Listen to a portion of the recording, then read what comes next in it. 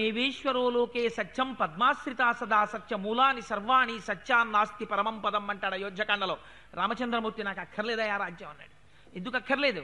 నాకు సత్యం కావాలి. మా నాన్నగారిని సత్యప్రతిష్ఠితుణ్ణి చెయ్యాలి. మా నాన్నగారు ఇచ్చినటువంటి మాట నిలబడాలి. అందుకని నాకు రాజ్యం అక్కర్లేదన్నాడు. ఎన్ని కష్టాలొచ్చి మీద పడిపోనివ్వండి, ఎన్నడూ అసత్యం పలకలేదు, ఎన్నడూ సత్యాన్ని విడిచిపెట్టలేదు. అటువంటి వాడున్నాడు ఆ ప్రపంచంలో. అందుకని కోన్వస్మిన్ సాంప్రదం లోకే గుణవాన్ కశ్చ వీర్యవాన్ ధర్మజ్ఞశ్చ కృతజ్ఞశ్చ సత్యవాక్యో దృఢవ్రత. తాను ఒక మాట అన్నాడా, ఒక పని మొదలు పెట్టాడా, ఏది ఏమైపోనివ్వండి ఆ పని జరిగి తీరవలసింది. ఇంకా ఆగడం కానీ, లేకపోయినట్టయితే అవాంతరం వచ్చిందని భయపడిపోవడం కానీ, లేకపోతే మొదలుపెట్టినటువంటి పని చాలా సంతోషంగా మొదలుపెట్టేసి రోజు రోజుకి కృషించిపోయి బెంగ పెట్టేసుకుని వెనక్కి తీయడం కానీ, ఇటువంటి లక్షణాలు ఉన్నవాడా? లేకపోతే తానొక పనిని మొదలు పెడితే అకుంఠిత దీక్షతో ఎన్ని కష్టాలు రానివ్వండి ఆ కష్టాల్ని అధిగమించి దాటి వెళ్ళగలిగిన వాడా? సముద్రం ఉందయ్యా ఎదరా, సముద్రం దాటాలి ఇన్ని కోట్ల వానరాలన్నారు, దాటుతాను సముద్రం అన్నాడు. ఇది కాంచనలంకయ త్రికూటాచల పర్వతం మీద ఉంటుంది, దాన్ని కొట్టాలన్నారు, కొడతానన్నాడు. దశకంఠుడు సామాన్యుడు కాడన్నారు, మట్టు పెడతానన్నాడు. ఇది కాదు విచిత్రం, తన వైరి బతికొండగా విభీషణుడికి పట్టాభిషేకం చేశాడు లంకారాజ్యానికి. మాట నిలబెట్టుకోవాలి, ఇది దృఢవ్రత. అటువంటి వ్రతం, అలా తన మాట నిలబెట్టుకుని సాధించుకోగలిగిన శక్తి కలిగిన వాడు ప్రపంచంలో ఉన్నాడా? దృఢవ్రత. అందుకని కోన్వస్మిన్ సాంప్రదం లోకే గుణవాన్ కశ్చ వీర్యవాన్ ధర్మజ్ఞశ్చ కృతజ్ఞశ్చ సత్యవాక్యో దృఢవ్రత. చారిత్రేణ చ కోయుక్త సర్వభూతేషు కోహిత. చారిత్రేణ చ కోయుక్త, చారిత్రము కలిగినటువంటి వాడై ఉండాలి. ఎందుకని మిగిలినటువంటి ప్రాణులకి మనిషికి ఒక్కటే తేడా ఉంటుంది. ఏది చూస్తారు? చారిత్రమును చూస్తారు. ఎప్పుడు చూస్తారు? అన్ని ప్రధానమైన విషయాల్లోనూ చారిత్రమే చూస్తారు. ఉద్యోగం ఇవ్వాలనుకోండి, మీకు తెలుసున్న వాళ్ళు ఇద్దరి పేర్లు ఇవ్వండి, మీరు ఎటువంటి వారో కనుక్కుంటా ఉంటారు. మీ ఇంట్లో ఆడపిల్లని వివాహం చేసుకోవాలనుకోండి, మీ చారిత్రం చూస్తారు, మీరు ఎటువంటి వారో చూస్తారు. అందుకని నడువడి చాలా ప్రధానం. తనకి తెలిసుండడం వేరు, తెలుసున్న దాన్ని నిత్య జీవితంలో అనుష్ఠానంలో పెట్టడం వేరు. రావణాసురుడికి ధర్మం తెలియదా? రావణాసురుడు వేదం చదువుకోలేదా? అన్నీ తెలుసు, కానీ అనుష్ఠానంలో ఉంటుందా? ఉండదు. తెలియడం వేరు, తెలుసున్న దాన్ని నిత్య జీవితంలో అనుభవంలో పెట్టడం వేరు. ఎంతో కష్టం వచ్చి మీద పడిపోతే పక్కకెళ్ళి కూర్చుని సంధ్యావందనం చేశాడు రామచంద్రమూర్తి. నిత్యాగ్నిహోత్రీకుడై పల్లేరు కాయలు ముళ్లతో కూడినటువంటి అరణ్యంలో చెప్పులు లేకుండా, పాదుకలు లేకుండా ఆ అగ్నిహోత్రాన్ని భుజాలకు తగిలించుకొని మహానుభావుడు 14 సంవత్సరాల అరణ్యాల్లో నడిచి వెళ్ళాడు. అందుకని చారిత్రేణ చకోయుక్త, ఇటువంటి నడువడి కలిగినటువంటి వాడు, తను అన్న మాటకి నిలబడి సత్ప్రవర్తన కలిగినటువంటి వాడు ఉన్నాడా? సర్వభూతేషు కోహిత. తన తోబుట్టువుల యొక్క క్షేమాన్ని కోరుకోవడం, తన రాజ్యం క్షేమాన్ని కోరుకోవడం, తన తల్లిదండ్రుల క్షేమాన్ని కోరుకోవడం పెద్ద గొప్పేం కాదు. అవశ్యాన్ని శరీరాన్ని, అందరి డబ్బు నాకే రాని పూజ ప్రతివాడు చేస్తాడు. ఏది గొప్ప? సర్వభూతేషు కోహిత. అన్ని ప్రాణులలో ఉన్నది బ్రహ్మమే అని గుర్తిరిగి లోపల సమస్త ప్రాణుల యొక్క హితమును కోరుకునేటటువంటి వాడై ఉంటాడా? అన్ని ప్రాణులు సుఖంగా ఉండాలని కోరుకునేటటువంటి లక్షణం ఉన్నవాడా? సర్వభూతేషు కోహిత. విద్వాన్ కహ. విద్వాన్ అంటే తాను తెలుసుకోవలసినటువంటి విషయములనన్నింటినీ తెలుసుకున్నవాడై ఉన్నాడా? ఎలా తెలుస్తాయి విషయాలు? గురువుల యొక్క శుశ్రూష చేసినటువంటి వారికి మాత్రమే తెలుస్తాయి. అందుకని గురువుల యొక్క శుశ్రూష చేసి తెలుసుకున్నవాడా? విద్వాన్ కహ. కస్సమర్థశ్చ. తనకి తెలియడం వేరు, తెలుసున్న దాన్ని అమలులో పెట్టి నడిపించడం వేరు. ఎందుచేత? ధనుర్వేదం అంతా తెలిసి ఉండొచ్చు, కానీ యుద్ధరంగంలోకి వచ్చేటప్పటికి పారిపోయేటటువంటి భీరు అనుకోండి. ఉత్తర కుమారుడు కూడా క్షత్రియ వంశంలో జన్మించాడు, యుద్ధరంగంలో నిలబడగలిగాడా? సైన్యాన్ని చూస్తేనే వెనకంజ వేసి పారిపోయాడు. అందుకని తనకి జ్ఞానం ఉండడం వేరు, తనకి విషయాలు తెలిసి ఉండడం వేరు. వాటిని అమలు చెయ్యడం దగ్గరికి వచ్చేటప్పటికి భయం లేకుండా తాను నాయకత్వం వహించి ఈ పనిని చేయించడంలో సమర్థుడై ఉండాలి. ఆయన వెనక వెళ్ళిన వారు ఎవరండి? వానరములు, లాంగూలములు, భల్లూకములు, కొండముచ్చులు ఇవన్నీ వెళ్ళాయి. ఇన్ని కొన్ని కోట్ల కోట్ల కోట్ల కోట్లు. మీరు కిష్కింధకాండలో విందురు కానీ ఇన్ని కోట్లు అసలు లెక్కలేదు. అన్ని కోట్లు భూమండలం అంతా నిండిపోయేవి. అన్ని కోట్ల వానరములు వచ్చాయి. కోతి అంటేనే చపలచిత్వానికి మారుపేరు. సముద్రం మీద సేతువు కట్టినప్పుడు వాల్మీకి మహర్షి వర్ణిస్తారు యుద్ధకాండలో విందురుగాని. ఇంత సేతువు కట్టి నడవండ్రా అంటే పిల్లలు చూడండి, పడవ ఎక్కించి కూర్చోబెడితే పడవ మధ్యలో కూర్చోడు, వాడు పడవ ఒడ్డున కూర్చుని నీళ్లలో చెయ్యెడతాడు. అలా వాళ్ళు సేతు అంచుల మీద పరిగెడుతుండేవారు వానరులు. ఇటువంటి వాళ్ళందరినీ కూడా వెనక పెట్టుకుని వీళ్ళందరినీ ఒక మాట మీద నడిపిస్తూ రాముడన్న భయం నిలబెట్టి సీతమ్మ తల్లిని అగ్నిహోత్రంలో ప్రవేశింపచేసేటప్పుడు రామచంద్రమూర్తి యొక్క కన్నులలో ఉన్న ఎరుపుతనాన్ని చూసి ఇన్ని కోట్ల మంది వానరులు తమ్ముడు లక్ష్మణుడు మాట్లాడలేకపోయాడు. ఇది సమర్థశ్చ. అలా అమలు చేయగలడా? కస్సమర్థశ్చ కశ్చైక ప్రియదర్శన. ఎన్ని మాటలు చూడనివ్వండి, మళ్ళీ చూస్తుంటే అబ్బా ఏమందం ఏమందం అనిపిస్తున్న దీని సౌందర్యం అంటారు. అందం అంటే ఒకసారి చూస్తే చాలా బాగుందండి అని వెళ్ళిపోబుద్ధి. ఎన్ని మాటలు చూడండి, ఎన్ని రకాలుగా చూడండి, బా ఎంత బాగుందో ఎంత బాగుందో ఎంత బాగుందో అనిపిస్తుంది. ఈ సౌందర్యం ఈ అలా చూసిన కొద్దీ చూడాలనిపించేటటువంటి తత్వం బాహ్యంలో ఉన్నటువంటి అందం వల్ల రాదు. ఇది దేనివల్ల వస్తుంది? లోపల ఉండేటటువంటి సాత్వికమైనటువంటి ప్రవృత్తి ముఖంలో శరీరంలో తాండవిస్తే వస్తుంది. అందుకే ఒక్కొక్క వ్యక్తి కనపడ్డారనుకోండి, వెంటనే వెళ్ళి అయ్యా నమస్కారం అండి బాగున్నారా అని పిలవబుద్ధి వేస్తుంది. ఒక్కొక్కరు అట్నుంచి వస్తున్నారనుకోండి, మనకు పని లేకపోయినా ఈ సందులోకి వెళ్ళిపోతాం. ఎందుకు వెళ్ళిపోతాం అంటే వాడు వస్తేనే భయం. అలా ఉండకూడదు. ఇది కస్సమర్థశ్చ కశ్చైక ప్రియదర్శన. అన్ని కాలముల యందు ఎప్పుడు చూసినా ఎంత అందం ఎంత అందం అనిపించాలి. ఎవరికి? తనకి విరోధులైన వారికి కూడా. శూర్పణక చూసింది, ఏమందగాడంది. తన భర్త చచ్చిపోయాడు వాలి, చూసింది తార, ఏం మహానుభావుడు రా అంది. పక్షులు చూసాయి, ఏమందగాడు రా అన్నాయి. మహర్షులు చూశారు, పుంసామోహన రూపాయ పుణ్యశ్లోకాయ మంగళం అన్నారు. ఇటువంటి వాడిని భర్తగా పొందితే బాగుండనుకున్నారు ఏమిటి మగవాళ్ళైనటువంటి మహర్షులు. ఇది సర్వభూతములు చూసేటప్పటికి అబ్బా ఏమందం అనిపించాలి. ఈ అందం ఉపాసనా బలం. ఒక చంద్రశేఖర పరమాచార్యులు వారు నడిచి వచ్చేస్తున్నారనుకోండి, అలాగా ఇంత బొట్టెట్టుకుని ఇలా విభూతి పెట్టుకుని ఇలా వంగిపోయి సత్యదండం పట్టుకుని నడుస్తున్నారనుకోండి, ఎటు నుంచి చూడండి వారిని అబ్బా మహానుభావుడు మహానుభావుడు అనిపిస్తుంది. అది అందం అంటారా మీరు?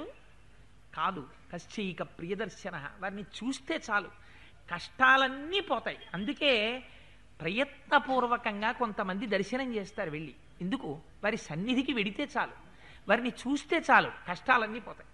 ఎప్పుడు వారు నిరంతర సంతోషి, అంత ఆనందంగా ఉంటాడు. నోరు విప్పితే భగవంతుడి గురించి మాట్లాడుతూ ఉంటాడు.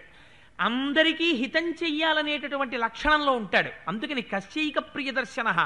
ఆత్మవాన్కో. ఆత్మవాన్ అంటే అమరకోశాన్ని బట్టి ధైర్యం, అపారమైనటువంటి ధైర్యము కలిగినటువంటి వాడేవాడు. అంటే పైకి డాంబికంగా కనపడినా మేకపోతులాగా లోపల మాత్రం భయాన్ని పొందాడనుకోండి, అది ధైర్యం అనిపించుకోదు. మొక్కవోని ధైర్యంతో నిలబడగలగాలి. నేనే తలుచుకున్నానా ఈ బ్రహ్మాండములన్నింటినీ శాసిస్తానంటాడు రామచంద్రమూర్తి. ఎన్నడూ భయపడడం అన్నది రామచంద్రమూర్తి జీవితంలో లేదు. ఇది ధైర్యం. ఆత్మవాన్కో జితక్రోధో. ఇది చాలా కష్టం.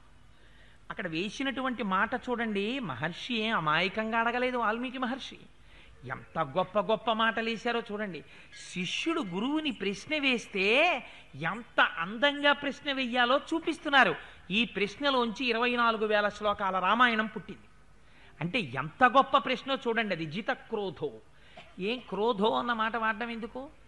క్రోధ అంటే కోపము కన్నా తీవ్రమైన స్వరూపానికి క్రోధమని పేరు. ఉత్తమే క్షణకోపశ్చా మధ్యమే ఘటికాత్వయం అధమే స్యాదహోరాత్రం పాపిష్టే మరణాంతక. ఒక్కొక్కడు ఉంటాడు, ఎప్పుడో జరిగిపోయిన విషయాన్ని చచ్చిపోయే వరకు తలుచుకు తలుచుకు తలుచుకు తలుచుకు బెంగపెట్టేసుకుని ఓ హరుస్తూనే ఉంటాడు. ఎప్పుడో అయిపోయిన విషయం ఇప్పుడు ఎందుకు అలరి? అంటే క్రోధం దీర్ఘకాలం ఉంటుంది. అది అలా ఉంది అంటే ఏమిటి దానికి గుర్తు? కామ ఉంది వెనకాతల, వాడికి కోరిక ఉంది, కోరిక తీరలేదు, క్రోధం పుట్టింది. అంటే ఇప్పుడు జితక్రోధో, క్రోధాన్ని జయించాడా అంటే వెన్ని జయించినట్టు అరిషడ్వర్గములను జయించాడు. కామ క్రోధ లోభ మద మోహ మాత్సర్యములు 6 జయించినటువంటి వాడై ఉన్నాడా? అందుకని జితక్రోధో. అందుకని కశ్చైక ప్రియదర్శన ఆత్మవాన్కో జితక్రోధో ద్యుతిమాన్కో ననసూయక. ద్యుతిమాన్, అపారమైనటువంటి కాంతి కలిగినటువంటి వాడై ఉండాలి. ఈ కాంతి ఎక్కడి నుంచి వస్తుంది? ఉపాసన బలంలోంచి వస్తుంది. తను నమ్మిన సిద్ధాంతం పట్ల తనకున్న విశ్వాసంలోంచి వస్తుంది. తను అనుసరించవలసినటువంటి ధర్మము పట్ల వైక్లభ్యము లేని స్థితిలోంచి వస్తుంది. అందుకని అటువంటి వాడై ఉన్నాడా? అందుకని ద్యుతిమాన్కో ననసూయక. అనసూయక అంటే ఏమిటో తెలుసా అండి? ఎదుటివారిలో ఒక గుణం ఉంటుంది, ఒక మంచి గుణం. మరి ఆ మంచి గుణాన్ని మంచి గుణంగా స్వీకరించారు. మీకు అనసూయక, రావణాసుడు అసూయకి రావణాసుడు. ఎదుటివారిలో ఎంత మంచి గుణం ఉండనివ్వండి, వాడు వెంటనే ఆ మంచి గుణాన్ని చెడ్డ గుణంగా మార్చి చెప్తాడు. అందుకే జీవితంలో ఒక అలవాటు చేసుకోవాలి. ఎవరి గురించి అయినా మాట్లాడేటప్పుడు మొట్టమొదట వారిలో ఉన్న మంచిని స్మరించి, వారా అండి చాలా మంచివారు అంటం మీరు ప్రారంభం చేసి వారిలో ఉన్న మంచి గురించి మాట్లాడడం మొదలుపెట్టారనుకోండి, అది అలవాటైపోతుంది. అలా క్రమంగా అలవాటైతే మంచిని చూడడం ఒకటే వస్తోందనుకోండి, ప్రశాంతత మీకు దక్కుతుంది. ఎందుకని? చెడుని చూసిన కొద్దీ మీలో క్రోధం వస్తుంది, మీలో ఉద్రేకం వస్తుంది. మంచిని చూసిన కొద్దీ మీరు ప్రశాంతంగా ఉంటారు. ముందు మీ మనస్థితి చక్కబడుతుంది. అందుకని అనసూయక, ఎదుటివారిలో ఉండేటటువంటి గుణాల్ని గుణాలుగా చెప్పకుండా గుణాల్ని దోషాలుగా చెప్తారు కొంతమంది. ఇది అసూయతో కూడినటువంటి వాడి యొక్క లక్షణం. అవతలవాడు చెడిపోడు, ఆయనలో ఉన్న గుణాన్ని అవగుణంగా నువ్వు చెప్తే ఆయనకు వచ్చిన నష్టం లేదు. అలా చెప్తే నువ్వు అసూయాపరుడు అని తెలుస్తుంది. అందుకని అనసూయక. కస్య బిభ్యతి దేవాశ్చ జాత రోషస్య సంయుగే. కోపాన్ని గెలిచిన వాడైనా కోపం తెచ్చిపెట్టుకున్నాడు అనుకోండి, నిజంగా నాన్నగారికి కోపం రాలేదు, కానీ కోపం తెచ్చిపెట్టుకోకపోతే పిల్లవాడు సక్రమంగా ఉండడని ఆ రోజు నాన్నగారు బుసలు కొడుతూ కూర్చున్నారనుకోండి, కొడుకు లోపలికి వచ్చేటప్పటికి అయ్యో బాబోయ్ నాన్నగారు ఏమిటో ఇలా ఉన్నారు అనుకుంటాడు.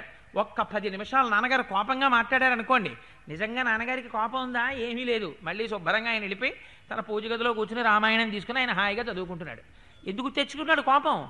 ఆ కోపం తెచ్చుకున్నంత మాత్రం చేత బిడ్డలు భయపడాలి. ఈ కోపం తెచ్చుకోవడం దేని కొరకు? కోపం తెచ్చుకోవడం సమస్త జగత్తుని చక్కదిద్దడం కొరకు. ధర్మం తెలుసున్నవాడైతే అధర్మాన్ని చక్కదిద్దడానికి కోపం తెచ్చి పెట్టుకుంటాడు. తానే క్రోధమునకు వశుడైపోయాడు అనుకోండి, తానేం చక్కదిద్దుతాడు? తను ధర్మాధర్మములు మర్చిపోతాడు ఇంకా క్రోధం వచ్చేసిందంటే. అందుకని క్రోధమునకు వశుడు కాకూడదు, తెచ్చిపెట్టుకోవాలి. తెచ్చిపెట్టుకుని లోకమును రక్షించగలగాలి. అటువంటి వాడై ఉన్నాడా? అందుకని కస్య బిభ్యతి దేవాశ్చ జాత రోషస్య సంయుగే. కోపం తెచ్చిపెట్టుకున్నంత మాత్రం చేత దేవతలు కూడా గడగడలాడిపోయేటట్టుగా కోపం తెచ్చిపెట్టుకుని శాసించగలిగినటువంటి సమర్థత కలిగినటువంటి వాడి ప్రపంచంలో ఉన్నాడా? ఇప్పుడున్నాడా? ఉంటే ఆయన ఎవరో నాకు చెప్పవలసింది అన్నాడు. 16 గుణములు అడిగాడు మహానుభావుడు వాల్మీకి మహర్షి. ఈ 16 గుణములే 16 కళలు. ఈ 16 గుణములు ప్రతి మనుష్యుడికి ఉండాలి.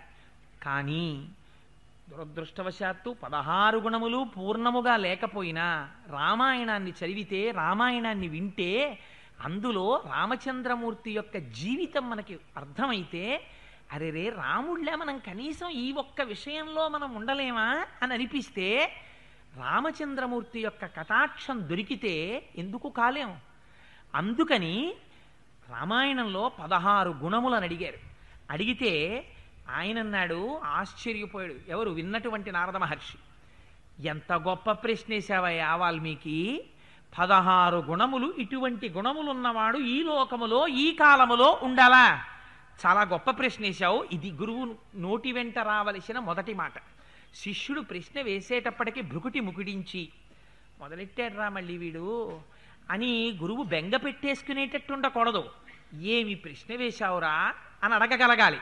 బహవో దుర్లభాశ్చైవా ఏ త్వయా కీర్తితా గుణాః మునే వక్ష్యామ్యహం బుద్ధ్వా తైర్యుక్త శ్రూయతాం నరః. నువ్వడిగినటువంటి ఇన్ని గుణాలు ఒక్క నరుడిలో ఉండాలని అడుగుతున్నావు. కానీ ఉన్నాడు వాల్మీకి. నేను చెప్తాను ఎవరండి?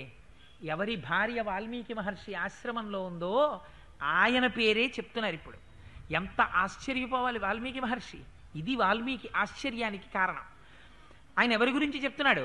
ఇక్ష్వాకు వంశ ప్రభవో రామో నామ జనైశ్రుత నియతాత్మా మహావీర్యో ద్యుతిమాన్ ధృతిమాన్ వశి. నాయన, ఇక్ష్వాకు వంశంలో రామచంద్రమూర్తి అనబడేటటువంటి పేరు కలిగినటువంటి వాడు జన్మించాడు. అయితే పెద్దలు అన్నారు, ఏం శ్రీ మహావిష్ణువు రామచంద్రమూర్తిగా జన్మించేటప్పుడు ఇక్ష్వాకు వంశాన్ని ఎందుకు ఎంచుకున్నారు అన్నారు. అనేక వంశాలు ఉన్నాయి కదా. రామాయణం ధర్మస్వరూపం.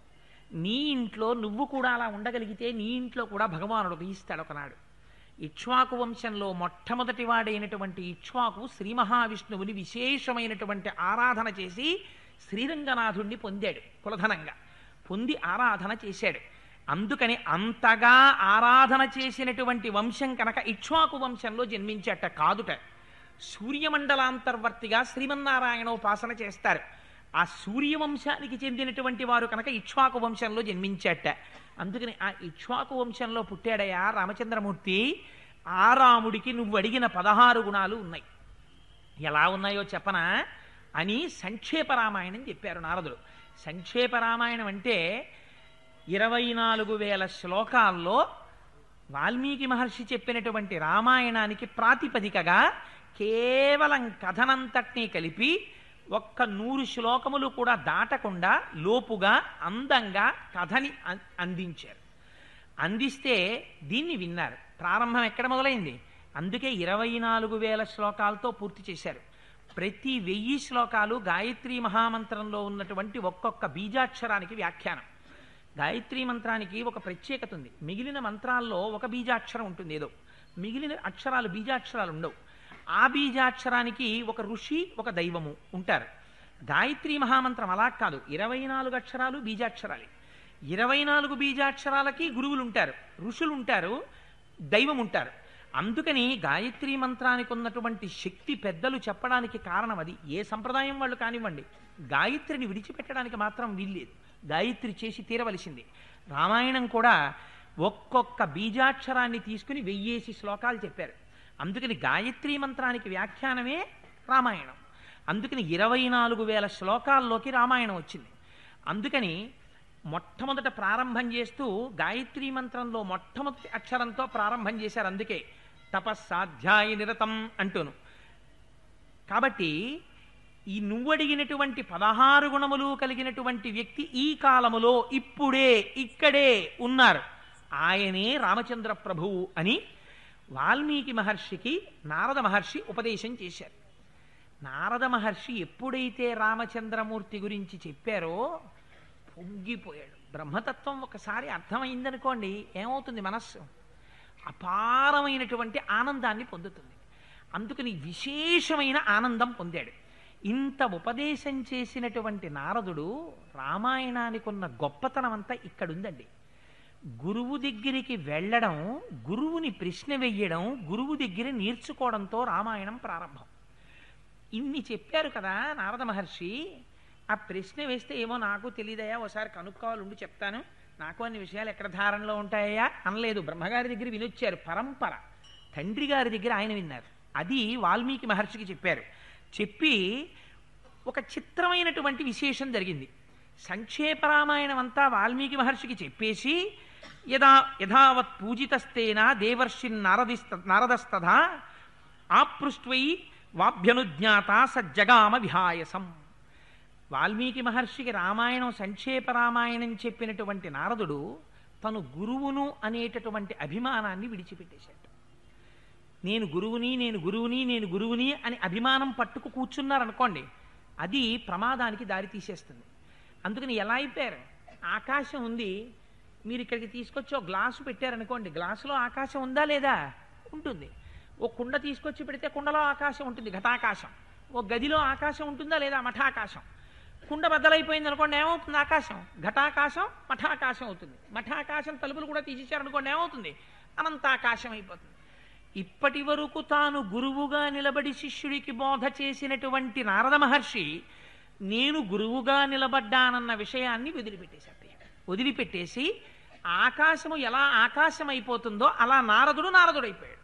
అంటే మళ్ళీ తను జ్ఞానిగా ఆత్మస్వరూపిగా మారిపోయి నారద మహర్షి బయలుదేరి ఆకాశంలోకి ప్రయాణం చేసి వెళ్ళిపోయాడు. వెళ్ళిపోయిన తర్వాత విన్న శిష్యుడు మాత్రం పరవశించిపోయాడు. వాల్మీకి ఎంత గొప్ప రామకథ చెప్పాడు రా మహానుభావుడు అనుకున్నారు. అదే ఆలోచన చేస్తున్నారు. మధ్యాహ్న సమయం అయింది. మధ్యాహ్న సమయం అయినప్పుడు మాధ్యాహ్నిక సంధ్యావందనం చేయాలి. అందుకని బయలుదేరి వెడుతున్నారు. ఎక్కడికి వెళ్ళాలి? తమసా నదీ తీరానికి వెళ్ళారు. వెళ్ళి అక్కడ సంధ్యావందనం చేద్దాం అనుకుంటుంటే వెనకాతల భారద్వాజుడి శిష్యుడు వచ్చాడు. ఆయన మహర్షి కాడు, ఇక్కడ వాల్మీకి మహర్షి యొక్క శిష్యుడు అంతే. ఎందుకంటే మనకు భరద్వాజుడు అన్న పేరుతో చాలా మంది కనపడుతూ ఉంటారు. ఈయన వాల్మీకి మహర్షి శిష్యుడు. రామాయణంలోనే అయోధ్యకాండలో భారద్వాజ మహర్షి వస్తారు మళ్ళీ. ఇతను వాల్మీకి మహర్షి యొక్క శిష్యుడు. అక్కడికి వెళ్ళిన తర్వాత మహర్షి అన్నారు, నాయనా నీ చేతిలో ఉన్నటువంటి ఆ పాత్ర కింద పెట్టి వస్త్రం ఇలా ఇవ్వయా, ఈ నీటిలో దిగి స్నానం చేస్తాను అన్నారు. గురువుని ఆశ్రయించి వెనకాతల వెళ్ళేటటువంటి శిష్యుడు గురువు వెనకాతల ఎలా వెళ్ళాలో చూపించింది రామాయణం. గురువుకి సంబంధించినటువంటి వస్తువుల్ని శిష్యుడు పట్టుకోవాలి. పట్టుకుని పరమ వినయ విధేయతలతో గురువుని అనుగమించి వెళ్ళాలి. అలా ఎంతో వినయ విధేయతలతో అనుగమించి వెడుతున్నారు. వెడితే అక్కడికి వెళ్ళిన తర్వాత మహర్షి అన్నారు, అకర్ణమమిదం తీర్థం భరద్వాజ దిశామయ రమణీయం ప్రసన్నాంబు సన్మనుష్య మనోయథ. చూశావా భరద్వాజ, ఈ నీరు ఎలా ఉందో, అత్యంత నిర్మలంగా ఉందయా, ఎక్కడ బురద లేదు. సన్మనుష్యుని యొక్క మనస్సు ఎలా ఉంటుందో అంత నిర్మలంగా ఉంది ఈ నీరు అన్నారు. మంచివాడికి మంచే గోచరిస్తుంది. తను నిర్మలమైనటువంటి స్థితిలో రామకథని విని ఆనందాన్ని పొందుతూ వచ్చి మహర్షి ఆ నీటిలో దిగుతున్నారు. ఆ దిగేటప్పుడు ఇప్పుడు ఒక్కసారి ఆ ప్రకృతిని అంతటినీ పరిశీలన చేశారు. ఒక్కసారి ఆ అరణ్యం వంక అంతా చూశారు. ఇక్కడే ఒక గమ్మత్తైనటువంటి సంఘటన జరిగింది. ఆయన అలా చూస్తుండగా 2 క్రౌంచ పక్షులు కనపడ్డాయి. క్రౌంచ పక్షులు అంటే వంకర టింకరగా నడుస్తాయి. అపారమైనటువంటి కామవ్యామోహంతో ఉన్నాయి, మిథున లక్షణంతో ఉన్నాయి. మగపక్షి ఆడపక్షి సంభోగం చేసుకుంటున్నాయి. ఆ సమయంలో చెట్టు మీద కూర్చుని ఉన్నాయి. మహర్షి ఆ చెట్టు వంక చూశారు, ఆ పక్షుల వంక చూశారు, అరణ్యం అంతా చూశారు. ఒక్కసారి బాహ్య స్మృతిని పొందారు. జగత్తుని పరిశీలన చేసి లోపల రామాయణం గురించే ఆలోచన చేస్తూ స్నానం చెయ్యడానికి వెళ్ళబోతున్నారు. తస్మాత్తు మిథునాదేకం పుమాంసం పాపనిశ్చయ జఘాన వైరి నిలయో నిషాదస్తస్య పశ్యతః. అదే సమయంలో అక్కడికి ఒక నిషాదుడు వచ్చాడు. అంటే ఒక కిరాతుడు, బోయవాడు. చూశాడు. మిథున లక్షణంతో ఉన్నటువంటి క్రౌంచ పక్షులను చూసి, ఈ పక్షులని నా బాణంతో కొడతాను అని పాపనిశ్చయాన్ని పొందాడు. పొంది ఇప్పుడు నేను ఒక పక్షిని సంహరిస్తాననుకున్నాడు అని బాణం విడిచిపెట్టాడు. మగపక్షి యొక్క గుండెల్లో తగిలింది. తగలగానే దాని శరీరంలోంచి రక్తం ప్రవహిస్తోంది. ఆ మగపక్షి కింద పడిపోయింది. దాని తల వ్రేలాడేసేసింది. ఒంట్లోంచి రక్తధారలు పడిపోతున్నాయి. 2 రెక్కలు విప్పి కొట్టుకుంటోంది. భూమి మీద పొరలాడుతోంది. తం శోణిత పరీతాంగం వేష్టమానం మహీతలే భార్యాతు నిహితం దృష్ట్వా రురావ కరుణాంగిరం వియుక్తా పతినాతేన ద్విజేన సహచారిణ తామ్రశీర్షేణ మత్తేన పత్రినా సహితేన వై దదాతు తం ద్విజం దృష్ట్వా నిషాదేన నిపాతితం ఋషే ధర్మాత్మనస్తస్య కారుణ్యం సమపద్యత. వాల్మీకి మహర్షి ఈ సందర్భాన్ని చూశారు. లోపల మహాధర్మాత్ముడైనటువంటి మహర్షి కనుక ఆయనలోంచి కారుణ్యం పెళ్ళుబుకింది. పెళ్ళుబుకి దుర్మార్గుడా, పాపనిశ్చయం కలిగిన వాడా, నిషాదుడా, క్రౌంచ పక్షులు 2 మిథునంతో ఉంటే, సంభోగంలో ఉంటే ధర్మం తప్పినటువంటి వాడివై మగపక్షిని బాణం పెట్టి కొట్టావు. చూడు ఆ పక్షి ఎలా నేల మీద గిరగిర తిరిగి ఏడుస్తోందో, రక్తం కారుతోంది. ఆడపక్షి దాని చుట్టూ తిరుగుతోంది అని బెంగ పెట్టుకుని ఆయన నోటి వెంట ప్రయత్నం లేకుండా అనుకోకుండా ఒక మాట పైకి వచ్చేసింది. ఇది రామాయణానికి ప్రాతిపదిక పడింది. లోపల ఏది ఆలోచిస్తున్నారు? రామాయణం గురించి ఆలోచిస్తున్నారు. తటస్థపడిన సంఘటన ఏది తటస్థపడింది? బోయవాడు మగకరౌంచ పక్షిని కొట్టాడు. చూశారు. వెంటనే అన్నారు, మానిషాద ప్రతిష్టాత్వం మగమశాశ్వతీ సమాహ అత్క్రౌంచ మిథునాదేకం అవధీహి కామమోహితం అన్నారు. ఓ దుర్మార్గుడైనటువంటి బోయవాడా, మిథున లక్షణంతో ఉన్నటువంటి 2 క్రౌంచములలో క్రౌంచ పక్షిని కొట్టి చంపినటువంటి వాడా, నీవు చేసినటువంటి మహాపాపము వలన నువ్వు చాలా కాలము బ్రతికుండకుండా ఉందువుగాక, అంటే తొందరలో మరణమును పొందెదవుగాక అని శపించారు. శాపానుగ్రహాన్ని ప్రదర్శించి నీటిలో స్నానానికని దిగారు. దిగి బయటికి వచ్చారు. ఇప్పుడు ఏమవ్వాలి? అంత సాత్విక ప్రవృత్తి కలిగినటువంటి వాల్మీకి మహర్షి నోటి నుంచి వెలువడినటువంటి ఈ మాట, నా నోటి వెంట ఎటువంటి మాట వచ్చిందనుకోవాలి. అలా అనుకోవడం మానేసి అస్తమానం అదే వస్తోంది. మానిషాద ప్రతిష్టాత్వం మగమశాశ్వతీ సమాహ క్రౌంచ విధునాదేకం అవధీహి కామమోహితం అని ఆశ్చర్యపోయారు. ఏమిటి ఈ చిత్రం? నా నోట్లో అదే తిరుగుతోంది, నా మనస్సులో ఆ క్రౌంచ పక్షులే కనపడుతున్నాయి. ఇన్ని మాటలు నేను చెప్పడం వల్ల ఇది శ్లోక స్వరూపాన్ని పొందేస్తోంది. నా నోటి వెంట వచ్చినటువంటి ఈ వాక్యాలు ఎందుకు శ్లోక రూపాన్ని పొందుతున్నాయి అని ఆశ్చర్యపోతున్నారు. ఆశ్చర్యపోతూ ఆశ్రమానికి వచ్చారు. వెనకాతల జలపూర్ణమైనటువంటి కలశాన్ని పట్టుకుని శిష్యుడు వస్తున్నాడు. చూశావా భరద్వాజ, నా నోటి నుంచి వచ్చినటువంటి ఈ మాట శ్లోక రూపాన్ని పొందుతోంది, ఎందుచేతనో నాకు చాలా ఆశ్చర్యంగా ఉంది అన్నారు. వెనక వస్తున్నటువంటి శిష్యుడు కూడా దాన్ని ధారణ చేశాడు. చేసి ఆయన కూడా దాన్ని చదవడం మొదలుపెట్టాడు.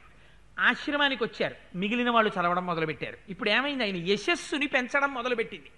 వాల్మీకి మహర్షి నోటి వెంట ఇవాళ ఈ మాట వచ్చిందిట. మానిషాధ ప్రతిష్టాత్వం మగమశాశ్వతీ సమాహ యత్క్రౌంచ విధునాదేకం అవధీహి కామమోహితం అని అందరూ అంటున్నారు. ఏమిటిదని ఆశ్చర్యపోతున్నారు. అజగామతతో బ్రహ్మాలోకకర్త స్వయం ప్రభు చతుర్ముఖో మహాతేజ ద్రష్టుం తం మునిపుంగమం. ఇంతలో చతుర్ముఖ బ్రహ్మగారు వచ్చారు. ఆశ్చర్యపరిదేవుడు పిలవకుండా మహానుభావుడు చతుర్ముఖ బ్రహ్మ వచ్చారు. ఎంత ఆశ్చర్యం అనుకున్నారు. అనుకుని బ్రహ్మగారికి ఎదురెళ్ళారు, నమస్కారం చేశారు, ప్రణిపాతం చేశారు, లోపలికి తీసుకొచ్చారు, ఉచితాసనం ఇచ్చారు. వాల్మీకి రథతం దృష్ట్వా సహసోత్థాయ వాగ్యత ప్రాంజలి ప్రయతో భూత్వా తస్థౌ పరమ విస్మిత. ఆశ్చర్యపోయి లోపలికి తీసుకొచ్చి కూర్చోపెట్టి బ్రహ్మగారు కూర్చోమన్న తర్వాత తాను కూర్చున్నారు. పెద్దలైనటువంటి వారు మన ఇంటికి వచ్చారనుకోండి, వారిని ఇంట్లోకి తీసుకొచ్చి కూర్చోపెట్టాలి. కూర్చోపెట్టిన తరువాత మనం నిలబడాలి. నిలబడిన తర్వాత వారు అయ్యా కూర్చో అన్న తర్వాత మనం కూర్చోవాలి. అది వినయం. పెద్దలైనటువంటి వారి ముందు ఇలా నిలబడకూడదు. పెద్దలైనటువంటి వారు వచ్చినప్పుడు మనం వంగాలి. ఎందుచేత అంటే వారి తేజస్సు చేత మన ప్రాణములు పైకి లేస్తాయి. అందుకని వంగాలి, వంగి నమస్కారం చెయ్యాలి. వంగి నమస్కారములు చేస్తే ప్రాణములు మళ్ళీ స్వస్థానముల యందు నిలబడతాయి. అందుకని బ్రహ్మగారిని తీసుకొచ్చి కూర్చోపెట్టారు. బ్రహ్మగారు అన్నారు, నువ్వు కూడా ఆసీనుడువు కా అన్నారు. కూర్చున్నారు వాల్మీకి మహర్షి. ఆయన అన్నారు, నువ్వు ఇందాక స్నానానికి దిగుతున్నప్పుడు ఆ శ్లోకం చెప్పానని ఏమిటి శ్లోకం ఏమిటి శ్లోకం అని ఆశ్చర్యపోతున్నావు కదా. మచ్ఛందా దేవతే బ్రహ్మన్ ప్రవృత్తేయం సరస్వతి రామస్య చరితం సర్వం కురుత్వం ఋషిసత్తమ. బ్రహ్మన్ నా అంశలో పుట్టినవాడా, నా అనుగ్రహం చేత సరస్వతి నీ నాలుక యందు భాషించింది.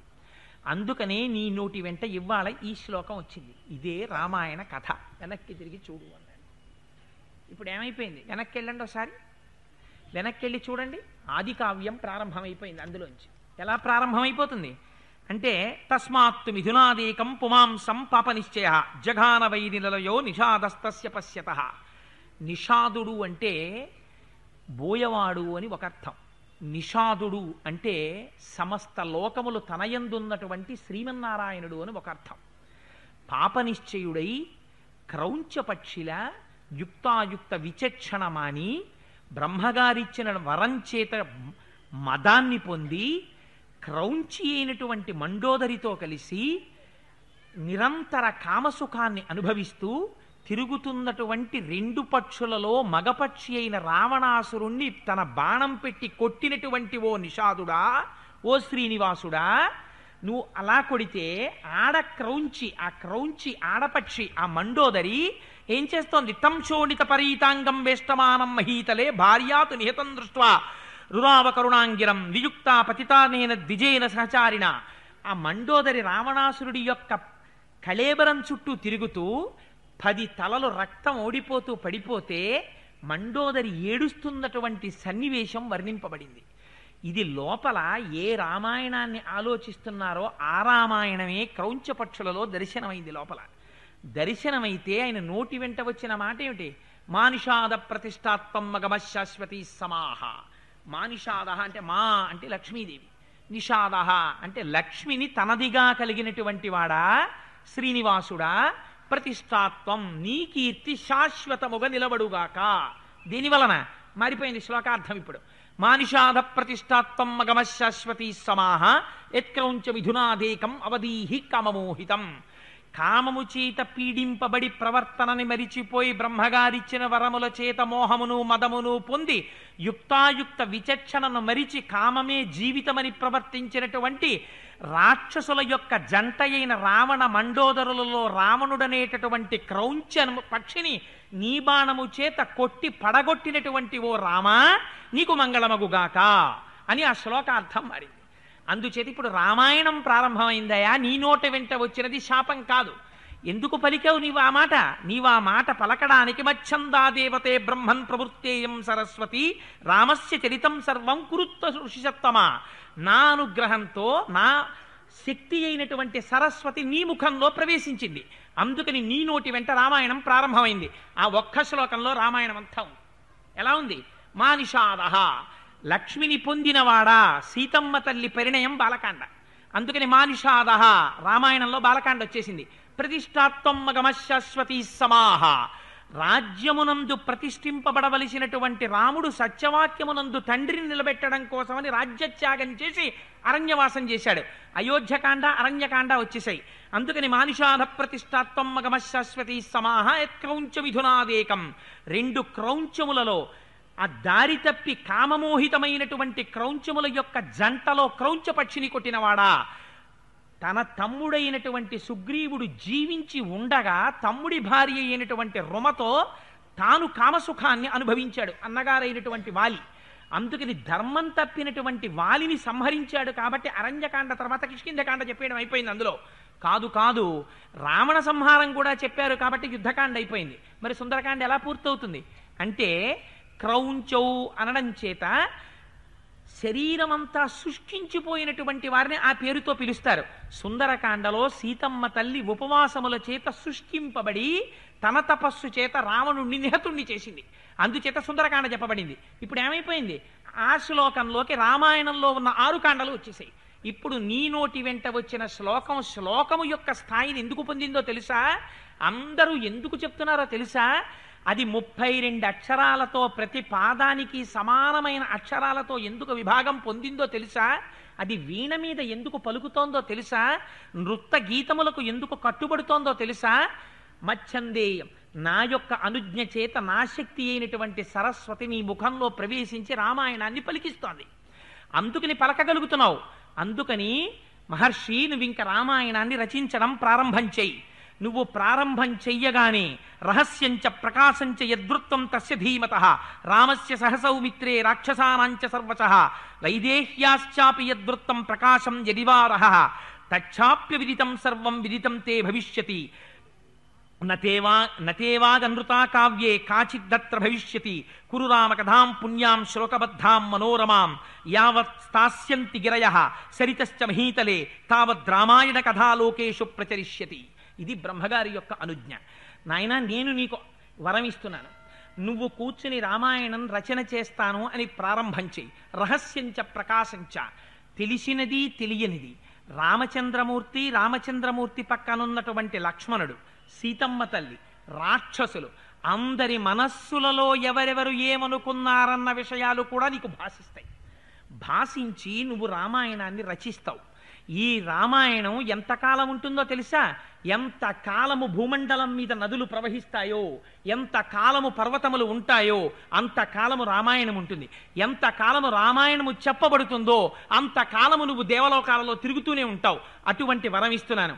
ఇందులో అబద్ధం కాని, తప్పు కాని, లేనిది కాని, జరగనిది కాని ఒక్క విషయం ఉండదు. రామాయణమంతా పరమ యథార్థం. వాల్మీకి నోటి వెంట పలికినది పరమ సత్యమైనటువంటి రామాయణం పలికేటటువంటి అదృష్టాన్ని, రహస్యంచ ప్రకాశంచ, దర్శనం చేసి చెప్పగలిగినటువంటి అదృష్టాన్ని బ్రహ్మగారు కటాక్షించారు వాల్మీకి మహర్షికి. పొంగిపోయాడు మహానుభావుడు, ప్రణిపాతం చేశాడు, బ్రహ్మగారికి నమస్కారం చేశారు. అంతే, ఆయన బయలుదేరి బ్రహ్మగారు వెళ్ళిపోయారు. వెళ్ళిపోయిన తరువాత కూర్చున్నారు. చూడండి, ఆ వరం ఇవ్వగానే పొంగిపోవడం కాదు, అనుష్ఠానమునందు ఎంత జాగ్రత్త పడ్డాడో చూడండి వాల్మీకి మహర్షి.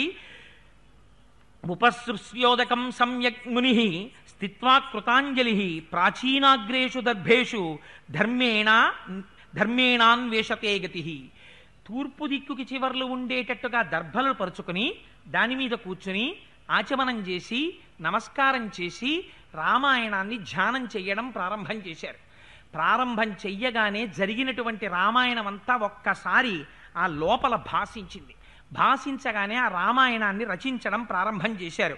24 చతుర్వింశత్సహస్రాణి శ్లోకానాముక్తవాన్ ఋషి తథా సర్గశతాన్ పంచషట్కాండాని తథోత్తరం కావ్యం రామాయణం కృత్స్నం సీతాయాశ్చరితం మహత్ పౌలశ్చ వధమిత్యేవ చకార చరితం వ్రతః పాఠ్యాగేయే చ మధురం ప్రమాణైస్త్రిభిరన్వితం జాతిభిః సప్తభిర్బద్ధం తంత్రీలయ సమన్వితం.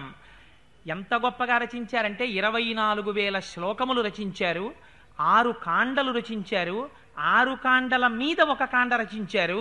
ఎందుకని? ఉత్తరకాండతో కలిపితే 6 కాండలు అవుతాయి. అందుకని 6 కాండలు బాలకాండ, అయోధ్యకాండ, అరణ్యకాండ, కిష్కింధకాండ, సుందరకాండ, యుద్ధకాండ. 6 కాండ ఉత్తరకాండ. అందుకని 6 కాండలు, 6 కాండల మీద ఒక కాండ. ఇప్పుడు రామచంద్రమూర్తి యొక్క జీవనం జరుగుతుండగా రచింపబడింది కాబట్టి ఉత్తరకాండ కూడా కలిసింది తర్వాత. అందుకని 6 కాండలుగా ఈ రామాయణం రచింపబడింది. 500 సర్గలు అందులో నిక్షిప్తమయ్యాయి. అన్నింటికన్నా చాలా ఆశ్చర్యకరమైన విషయం ఏదంటే పాఠ్యే గేయే చ మధురం ప్రమాణైస్త్రిభిరన్వితం. ఇది ధృత, మధ్య, విలంబితము అనబడేటటువంటి 3 ప్రమాణములకు కట్టుబడింది. షడ్జ, మధ్యమ, గాంధార, నిషాద, వృషభ, దైవత, పంచమ అనబడేటటువంటి 6 జాతులతో కూడినటువంటి 7 జాతులతో కూడినటువంటి సంగీతానికి అన్వయమైంది. వీణ మీద పలికితే వీణ మీద పలుకుతుంది. రామాయణ శ్లోకాలన్నీ వీణ మీద వాయించవచ్చు. అంత అందంగా పలికాయి. నృత్యం చెయ్యొచ్చు, గీతమునకు పాటగా పాడడానికి కుదురుతుంది. అంత అందంగా ఇన్ని కలిసి వచ్చేటట్టుగా వాల్మీకి ముఖంలోంచి రామాయణ కథా ప్రసంగం ప్రారంభమైంది. రచించడం మొదలుపెట్టారు. ఆయన అన్నారు, ఈ రామాయణం అంతా రచన చేశారట. రచన చేసిన తరువాత ఇప్పుడు ఈ రామాయణాన్ని, ఇంత అందమైన రామాయణాన్ని పాడాలి, రామాయణాన్ని అందంగా చెప్పగలగాలి. ఎవరు చేస్తారని చూశారు. ఎవరున్నారు? అక్కడే ఉన్నారు లవకుశులు, రామచంద్రమూర్తి యొక్క కుమారులు. వచ్చి రోజు నమస్కారం చేస్తారు. వాల్మీకి మహర్షికి కనపడ్డారు. పొంగిపోయాడు మహానుభావుడు. వీళ్ళిద్దరితో పాడించాలనుకున్నారు. రామాయణాన్నంతటినీ కూర్చోపెట్టి ఆ లవకుశులకి ఉపదేశం చేశారు. దేశీ పద్ధతి అని ఒక పద్ధతి ఉంటుంది. గ్రామాల్లో పాడేటప్పుడు ఒక పద్ధతిలో పాడతారు. నగరాల్లోనూ పట్టణాల్లోనూ విద్వాంసుల మధ్య, పెద్దల మధ్య పాడేటప్పుడు ఒకలా పాడతారు. 2 పద్ధతులలో పాడేటటువంటి విధానాన్ని లవకుశులకి నేర్పారు. ఆ లవకుశులిద్దరూ కూడా మొట్టమొదట ఎక్కడ పాడారు రామాయణాన్ని? వాల్మీకి మహర్షి ఆశ్రమంలోనే పాడారు. రచించినటువంటి వాల్మీకి మహర్షి గురువు గారు ఎదురుగుండా కూర్చున్నారు. మిగిలినటువంటి వాల్మీకి మహర్షి శిష్యులందరూ చుట్టూ కూర్చున్నారు. సీతమ్మ తల్లి కూర్చునే ఉంటుంది. మిగిలిన వారందరూ కూర్చున్నారు. లవకుశులిద్దరూ ఆ రామాయణ కథాగానం ప్రారంభం చేశారట. నవరసాలతో ఉన్నటువంటి రామాయణాన్ని గానం చేస్తుంటే చిట్ట చివరికి రామాయణం పూర్తి చేస్తే ఎంత పొంగిపోయారంటేట విన్నవాళ్ళు. ఎక్కడో సన్మానం చేయడానికి దండలు తీసుకురావడం, లేకపోతే ఏదో బహుమానాలు తీసుకురావడం కాదుట. ఎంత పొంగిపోయారో చూడండి. అసలు ఆ రామాయణ కథ వినగానే ప్రీత కశ్చిన్మునిస్తాభ్యాం సంస్థిత కలశం దదౌ ప్రసన్నో వల్కలం కశ్చిత్ దదౌ తాభ్యాం మహాయశాహ. అక్కడ కూర్చున్న ఒక మహర్షి, ఒక ముని గభాలను లేచాట. మహానుభావ, ఏం పాడావురా రామాయణాన్ని, నేను నీకేమివ్వగలను అని పైనున్న వస్త్రం తీసేసి ఆ కుర్రాళ్ళ చేతిలో పెట్టేశాట. ఇంకో ఆయన తన దగ్గర కలశం ఉంది, రోజు వెళ్ళి నీళ్లు తెచ్చుకుంటుంటాడు ఆ కలశంతో. ఒరే నాన్న, ఈ కలశం తీసేసుకోండి రా అని కలశం ఇచ్చేశాట. ఆ రామాయణం అంత అందంగా పాడేశాట. అంత అందంగా పాడి చివరికి అయోధ్య నగరానికి వెళ్ళారు. విడితే అక్కడ రామాయణం పాడుతుంటే రామచంద్రమూర్తి విన్నారు. విని లక్ష్మణ భరత శత్రుఘ్నుల్ని పిలిచారు. మిగిలిన పరివారాన్నంతటినీ పిలిచారు. రండి రండి రండి రండి, రామాయణం వినండి, పిల్లలు పాడుతున్నారన్నారు. ఆ లవకుశులిద్దరూ లోపలికి వచ్చారు. కనకపు సింహాసనమున రామచంద్రమూర్తి కూర్చున్నారు. లవకుశులిద్దరూ రామాయణం పాడడం మొదలుపెట్టారట. ఇంత రామచంద్రమూర్తి రామాయణం వింటుంటే సింహాసనం వదిలిచ్చేసి తాను కూడా సభలో కలిసిపోయి కూర్చుని విన్నట్ట. అంటే ఆ రామాయణానికి ఉన్నటువంటి శక్తి ఎటువంటిదో మీరు ఊహించండి. ఇంకా అందుకే ఎక్కడెక్కడ రామాయణం గానం చెయ్యబడుతుందో, ఎక్కడెక్కడ రామాయణం చెప్పబడుతుందో అక్కడక్కడ సమస్త దేవతలు కూడా వచ్చి కూర్చుని వినమ్రులై పరమ సంతోషంతో వింటారట. అంత పొంగిపోయారట. రామాయణం ప్రారంభం చేస్తూ వాల్మీకి మహర్షి అంటారు, కోసలో నామముతితాస్పీతో జన పదో మహాన్ వినిష్ట సరయూతీరే ప్రభూత ధనధాన్యవాన్ అయోధ్యానామనగరీ తత్రాసీల్లోక విశ్రుత మనునా మానవేంద్రేణ యాపురీ నిర్మితా స్వయం అని పూర్వకాలంలో కోసల దేశం అనబడేటటువంటి ఒక గొప్ప రాజ్యం ఉండేది. ఆ కోసల దేశాన్ని గొప్ప గొప్ప జనపదాలతో నిండి ఉండేది. దానికి రాజధాని అయోధ్య. ఆ అయోధ్య నగరాన్ని సాక్షాత్తుగా నిర్మించినటువంటి వాడు, సంకల్ప బలంతో నిర్మించినటువంటి వాడు మనువు. ఆ మనువు ఆ అయోధ్య నగరాన్ని నిర్మిస్తే పేరుకి తగినట్టుగా, అంటే శత్రుదుర్భేద్యమైనటువంటి రాజధానిగా పరిడవిల్లిందిట.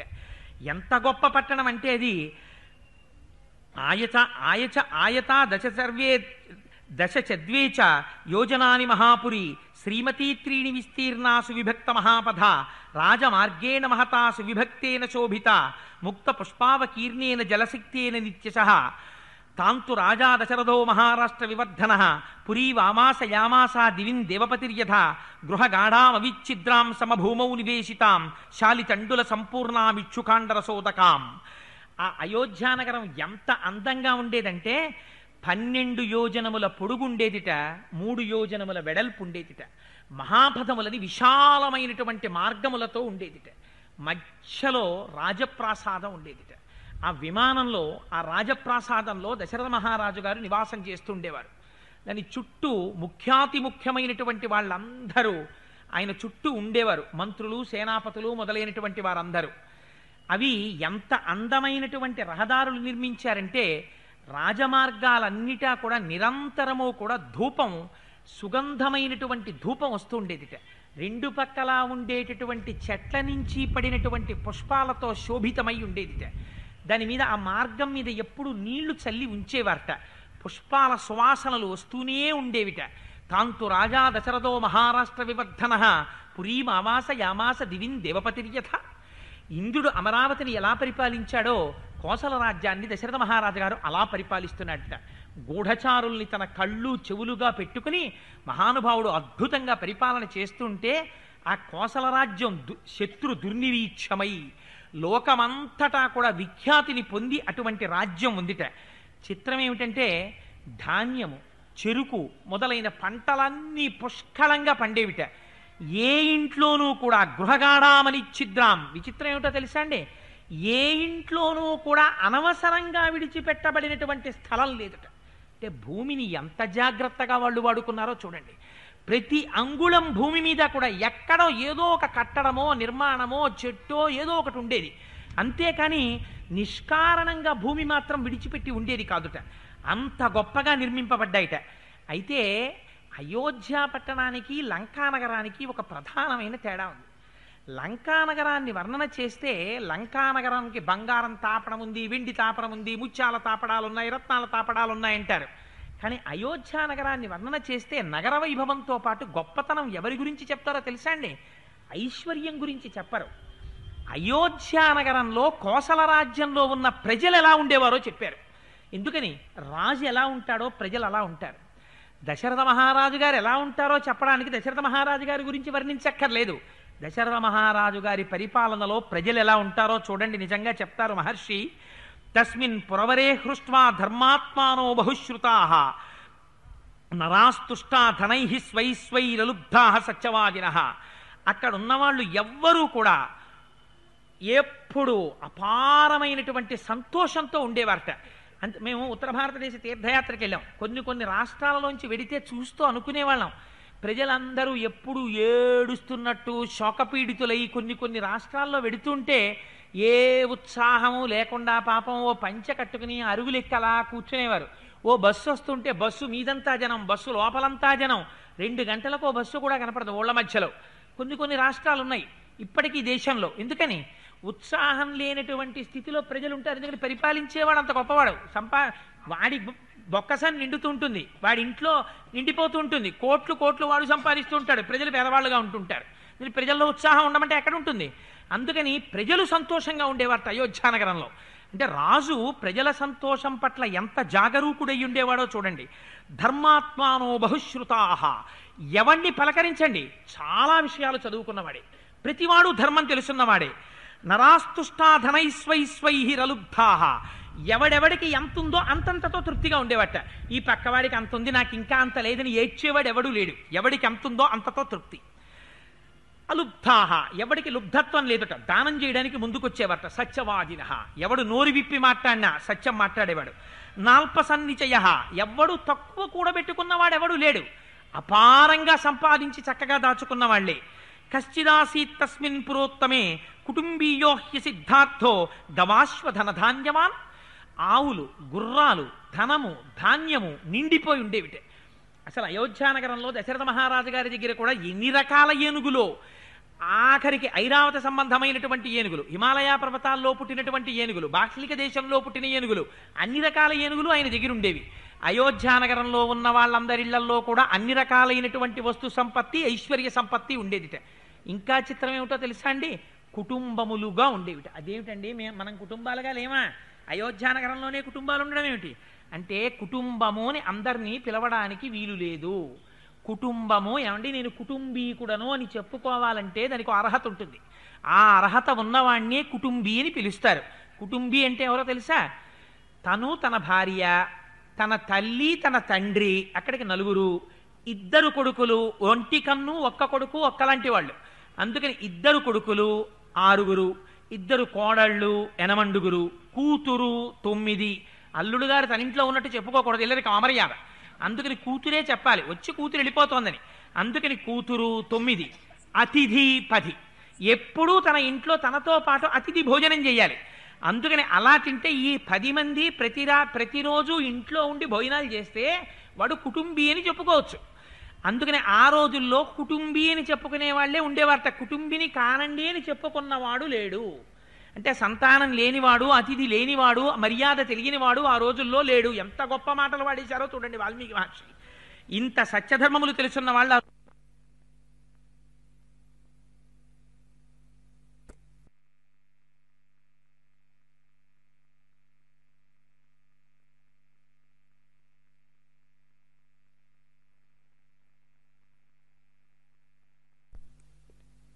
నా సుగంధస్య విద్యతే నా మృష్టభోజీ నా దాత నాప్యనంగ నిష్కదృక్ నా హస్తాభరణో నాపి దృశ్యతే నాపినాత్మవాన్. అక్కడ ఉన్నవాళ్ళు నా కుండలి, చెవులకు కుండలాలు లేనివాడు లేట్ట, నా మకుటి తలపాగా లేనివాడు లేట్ట, లేదా కిరీటం లేనివాడు లేట్ట. ఏదో కొంచెం అధికారులైతే ఓ కిరీటం, అందుకే లేకపోతే తలపాగా, నా కుండలి నా మకుటి నా స్రగ్వి పూలహారం వేసుకొని వాడు ఉండట. నల్పభోగవాన్ తక్కువ భోగం అనుభవిస్తున్నవాడు అక్కడ ఎవరు ఉండట. అదేంటంటే అందరూ సమానంగా ఉంటారా, తృప్తి. అందుకే ప్రహృష్టో అన్నారు, ఎవడికి వాడికి తృప్తి తనకున్న దాంతో. నా మృష్టో అభ్యంగన స్నానం చేయని వాడు అక్కడ ఎవడు ఉండట, అందరూ అభ్యంగన స్నానం చేసేవాళ్ళే. నాను లిప్తాంగో ఒంటికి మంచి మంచి అంగరాగములు రాసుకొని వాళ్ళు ఎవరు ఉండట, అందరూ మంచి అంగరాగములు రాసుకుంటారట. నా సుగంధస్య విద్యతే ఎవడి దగ్గరికి వెళ్ళండి మంచి సువాసనలు వస్తుంటాయిట. నా మృష్టభోజీ ఎవడిని చూడండి షడ్రసోపేతమైన భోజనం చేసేవాడే. పక్కవాడు ఎప్పుడైనా పెళ్లికి పిలిస్తే బాగుండని ఏడిచేవాళ్ళు ఎవరు ఉండరు అక్కడ, ఎప్పుడు హాయిగా తనకు ఉన్నదాంతో సుఖంగా తినేవాళ్లే. నా దాత దాత కానివాడు ఎవడు ఉండడు, ప్రతివాడు దాతే, ప్రతివాడు దానం చేసిన వాడే. నా ప్యనంగదరిష్క దృక్ భుజములకు కేయూరములు ఆభరణములు పెట్టుకొని వాడెవరు ఉండట. నా హస్తములకు ఆభరణములు లేనివాడు ఉండట. నాపి దృశ్యనే నాపినాత్మవాన్ అటువంటి కానివాడు అసలు ఆ అయోధ్యానగరంలో ఎవ్వడూ కనపడ్డట. నానాహితాగ్నిర్నాయజ్వా నా క్షుద్రోవా నతస్కర కశ్చిదాసీతయోధ్యాయాం నచ నిర్వృత్త సంకర నాస్తికో నృతకో న కశ్చిద బహుశ్రుత నాసూయకో నచాశక్తో నా విద్వాన్ విద్యతే తదా. అక్కడ దొంగతనం చేసేటటువంటి వాడు కాని, నాస్తికుడైనటువంటి వాడు కాని, యజ్ఞయాగాదులు చెయ్యని వాడు కాని, అగ్నిహోత్రమును ఆరాధించని వాడు కాని అయోధ్యానగరములో లేడు. అంటే అయోధ్యానగరంలో ఉండేటటువంటి ప్రజలు ఇలా ఉంటారంటే అయోధ్యని పరిపాలించేటటువంటి ప్రభు ఎలా ఉంటాడో మీరు ఆలోచించండి. ప్రభు ఒక్కడు గొప్పవాడైతే సరిపోతుందా? పరిపాలన ఎలా ఉండాలో మనకి రామాయణం నేర్పింది. అందుకే రామాయణం ఒక నీతి శాస్త్రం, రామాయణం ఒక రాజనీతి శాస్త్రం, రామాయణం శకున శాస్త్రం, రామాయణం ధర్మశాస్త్రం, రామాయణం సమస్తం. రామాయణంలోంచి పబ్లిక్ అడ్మినిస్ట్రేషన్ అంతా నేర్చుకోవచ్చు.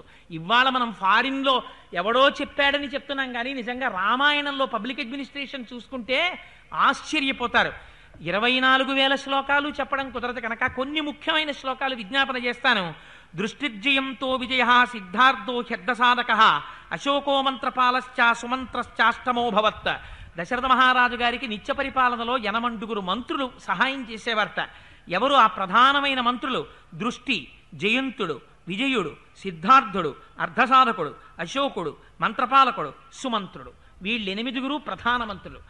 ఈ ప్రధానమైనటువంటి మంత్రులకున్న లక్షణాలు ఏమిటోట తెలుసా అండి? వీళ్లతో పాటుగా ఋత్విజౌ ద్వావభిమతౌ తస్యాస్తాం ఋషి సత్తమౌ వశిష్ఠో వామదేవశ్చ మంత్రినశ్చ తథాపరే. నిత్యము తనకి సలహాలు చెప్పడానికి దశరథ మహారాజు గారి యొక్క అపారమైనటువంటి భక్తిని ప్రేమని చూరగొన్నటువంటి ఇద్దరు ఋత్విక్కులు కూడా ఉండేవారట. మరి ఒకరు వశిష్ఠుడు, ఒకరు వామదేవుడు. ఇతరమైనటువంటి బ్రాహ్మణులు, పురోహితులు, ఇతర మంత్రులు కూడా ఉండేవారట. వీళ్ళు ప్రధానమైన మంత్రులు. ఈ మంత్రుల గొప్పతనం ఏమిటో తెలుసా అండి? విద్యా వినీతా శ్రీమంత కుశలా నియతీంద్రియా శ్రీమంతశ్చ మహాత్మానః శాస్త్రజ్ఞా దృఢ విక్రమాః కీర్తివంతః ప్రణిహిత యథా వచనకారిణః తేజక్షమాయశః ప్రాప్తాః స్మిత పూర్వాభిభాషిణః. వీళ్ళు ఎటువంటి వారు? విద్యా వినీతా శ్రీమంతః. వాళ్ళు ఏదైనా ఒక తప్పు పని చెయ్యాలన్న ఆలోచనే రాదుట అసలు. అటువంటి ఆలోచన వస్తే సిగ్గుపడిపోతారట. అపారమైనటువంటి విద్య కలిగిన వాళ్ళు, కుశల, చెయ్యడం ఎలాగో తెలుసున్న వాళ్ళు, నియతి ఇంద్రియాహ, ఇంద్రియములను నిగ్రహించినటువంటి వారు, శ్రీమంతశ్చ మహాత్మానః, వాళ్ళు అపారమైనటువంటి శ్రీమంతులు, మహాత్ములు, శాస్త్రములు తెలుసున్నవారు, దృఢ విక్రమము కలిగినటువంటి వారు, అన్నింటినీ మించి సావధానమైనటువంటి చిత్తమున్నవారు.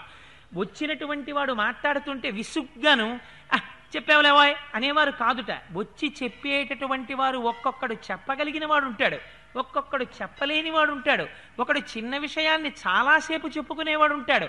సావధాన చిత్తంతో వినేటటువంటి లక్షణం ఉన్నవారట.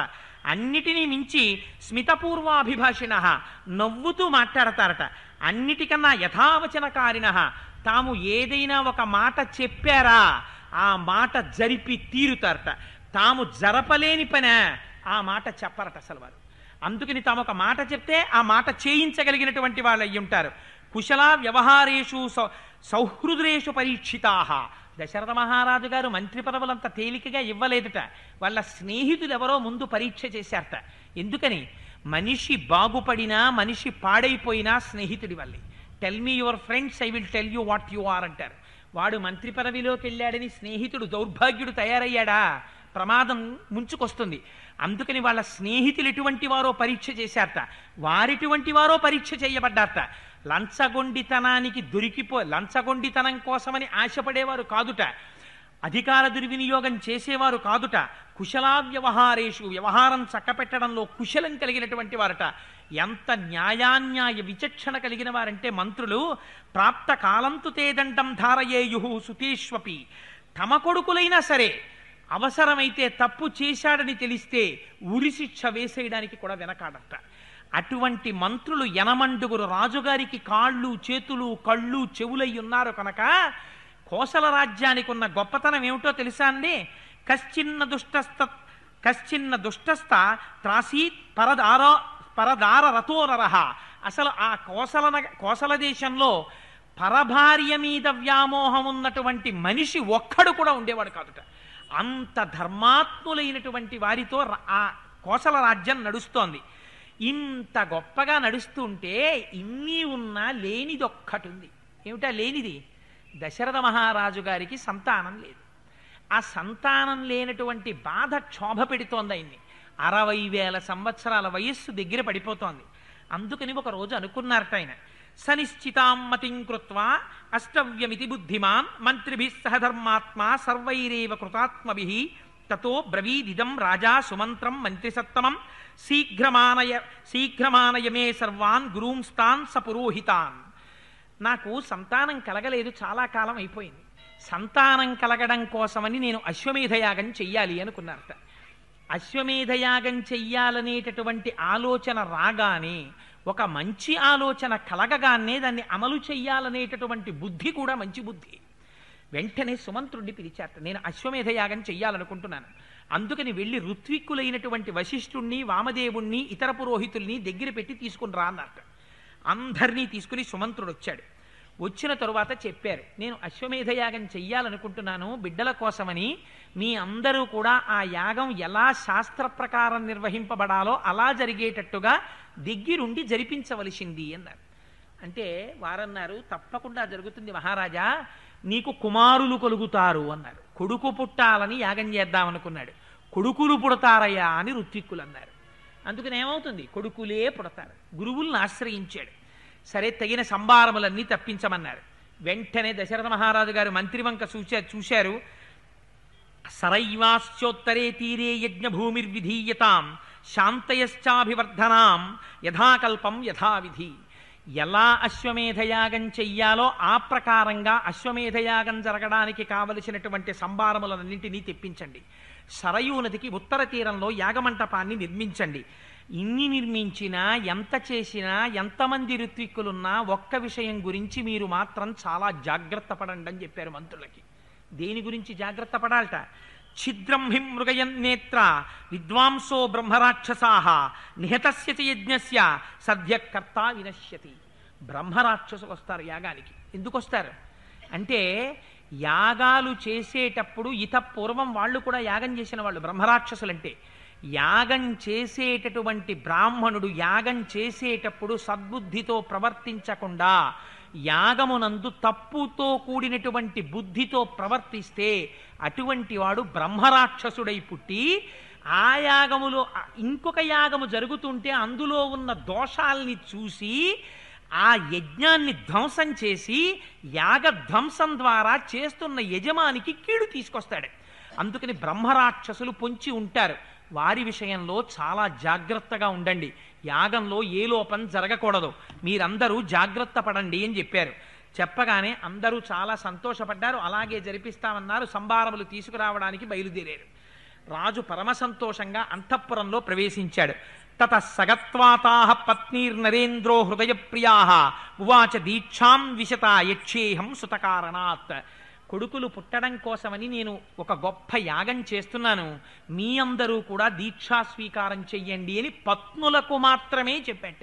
ఎందుకనంటే దశరథ మహారాజు గారికి కొన్ని 100 మంది భార్యలు ఉన్నారు. ఆయన దక్షిణ నాయకుడు.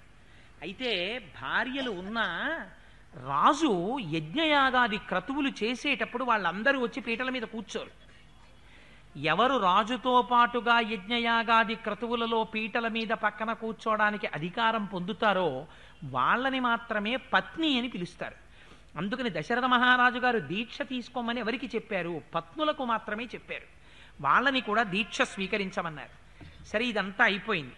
రాజు అంతఃపురంలోకి ప్రవేశించాడు. ఇక్కడ ఒక ఆశ్చర్యకరమైనటువంటి సంఘటన జరిగింది. ఇది నిజంగా మహోత్కృష్టమైన సంఘటన.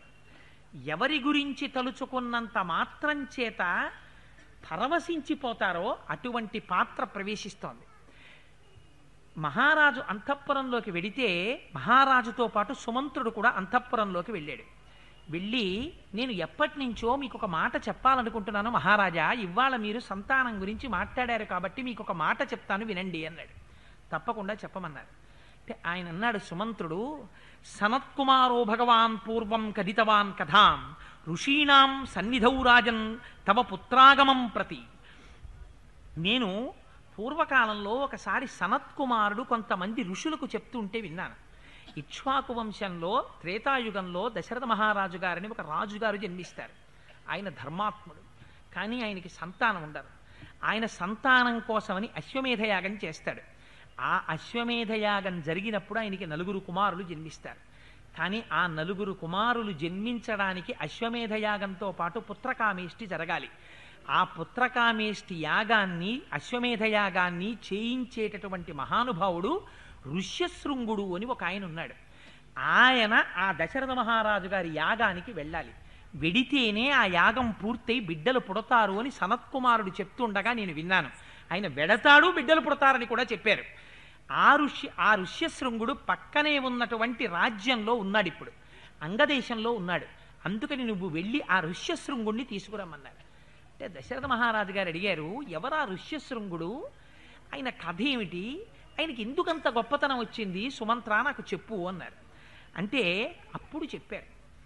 ఇది ఒక చాలా ఆశ్చర్యకరమైన సందర్భం. నిజంగా పూర్వకాలంలో విభంటక మహర్షి అని ఒక మహర్షి ఉండేవారు.